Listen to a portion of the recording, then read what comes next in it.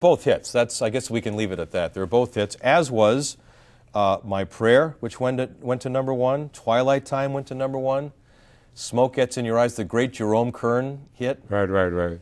Now, again, I heard, this may be urban legend, but I heard that Jerome Kern's widow was concerned about the Platters recording Smoke Gets in Your Eyes because of what she thought was going to be a, quote, rock and roll treatment of that song.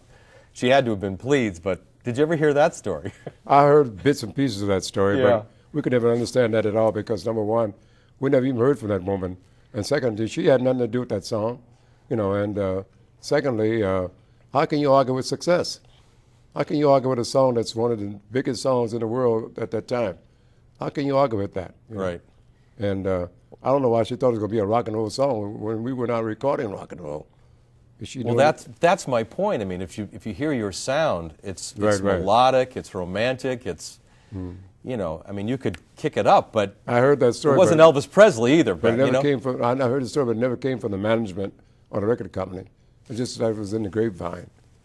Only You was originally written for the Ink Spots by Buck Ram, right? Now tell me about Buck Ram's recording, his composition abilities. He wrote several of those hits, didn't he?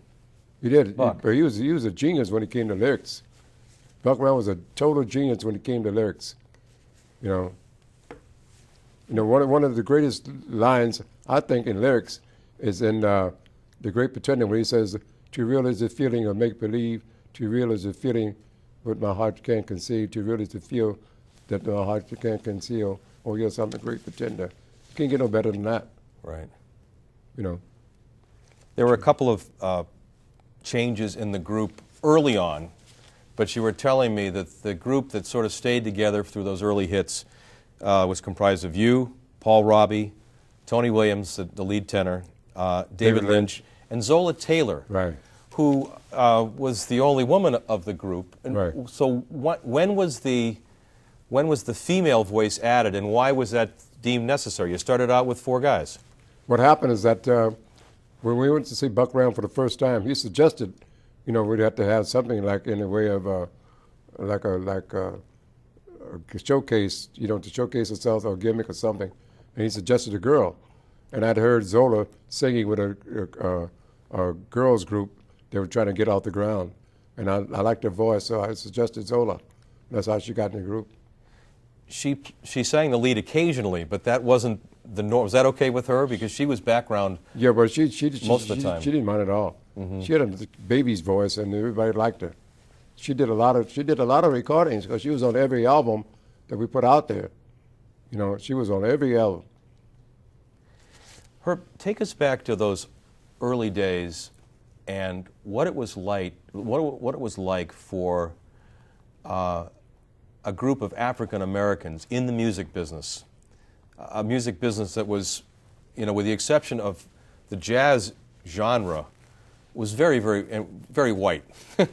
At least the money was there. I mean, the producers were white, and you were up against the white establishment. Did you sense that tension back then? Was it harder to get promotion for a black group than it was for a white group? What was Buck up against in that regard? Just take us back to those early days.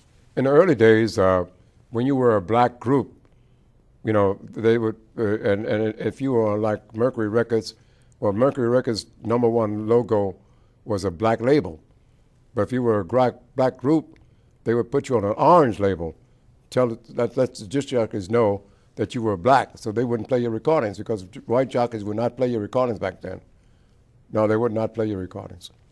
So in order for the companies to distinguish you from the white artists, is that their #1 label was black, but they put you on an orange label. This way the jockeys knew that you were black, so they wouldn't play it. And in those days when you had all those hits and all the TV and the movies and stuff like that, it honestly didn't mean anything because #1, it was still so much prejudice everywhere. How could you enjoy it? You couldn't go anywhere but into a circle to enjoy that. If you wanted to enjoy it, you couldn't go anywhere else. You couldn't go to those big beautiful theaters downtown and watch other artists, and you couldn't go here, you couldn't go there. So what good was all that, you know? But what you did is that you had your own world that you lived in with friends and food and whatever, et cetera, your own nightclubs and things like that. So you survived, and you survived healthy. You didn't survive with any hatred. I never had any hatred at all. And nobody that I worked with had any hatred. I never had anybody sit around and hate anybody. I never heard people sit around and discuss hatred. Never, never, ever, ever did I ever hear that. It was just something that we didn't want to be a part of. We didn't want to be a part of that, you know. You played to segregated audiences, right, in the South? Completely, totally. Really? Oh.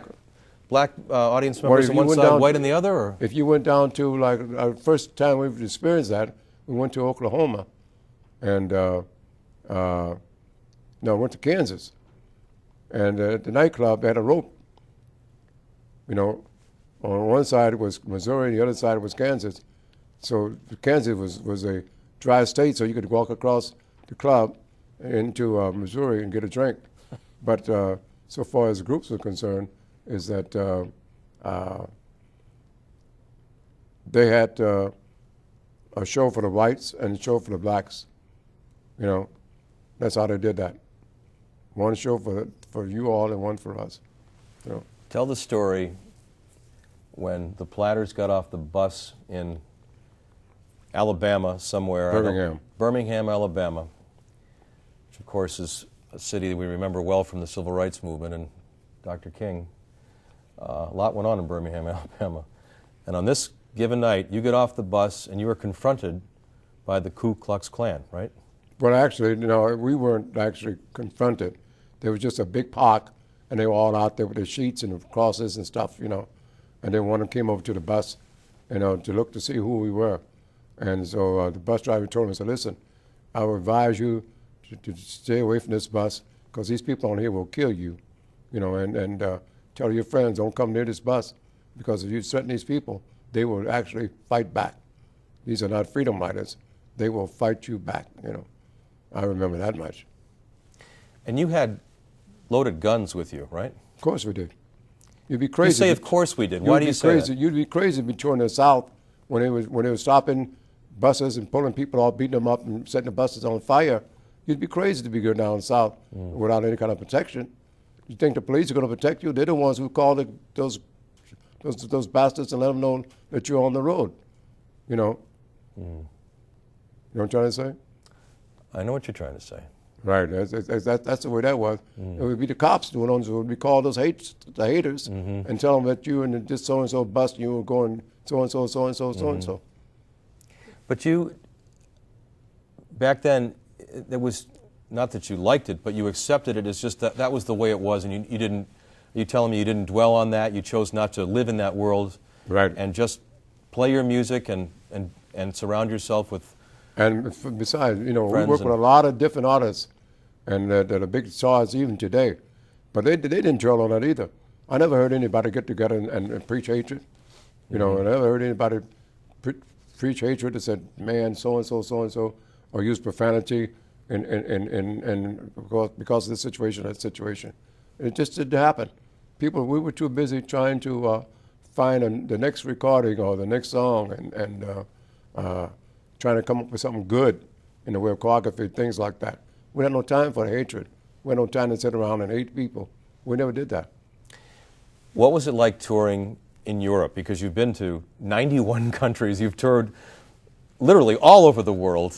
What was that like? And they didn't even speak your language, and here they just embraced you, didn't they? They loved the music of the Platters. They were fantastic. You know, we were just shocked. We were just shocked at how nice people could be, you know, of that particular color. You know, we just couldn't believe people could be that nice, you know. But they were fantastic all over France and Germany and Sweden and England and everywhere. Asia, you went to Asia too, didn't you? Well, oh yeah, I was in Taipei, China, and I was in Hong Kong. And they knew the music of the Platters. Oh yeah, right. In fact, I'm going to Hong Kong in May because they saw me on the early show from CBS, and they liked it so well they wanted to bring me to Hong Kong and honor me. So they were bringing me over to Hong Kong in May. No kidding. As an honor, and you know that's still fantastic.